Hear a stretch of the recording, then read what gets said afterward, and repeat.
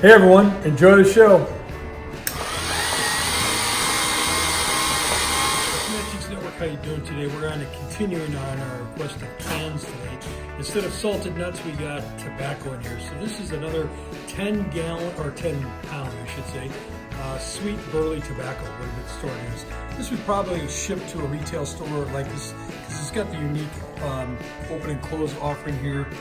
So somebody would go in, grab their tobacco, put it up. So it's almost a display as well as a big can. So if you're into any kind of vintage tobacco or vintage advertising in general, or looking to fill out your collection with something in the background, this will be for you. These are antiques. These are mantiques. Antique, mantique. These guys sell mantiques. This is their store. We're bringing stuff every day, in and out, in and out, in and out. We're shaking and baking. These are their customers. Give me the rundown on the GMC. This lived in a bar in Ghent in Belgium.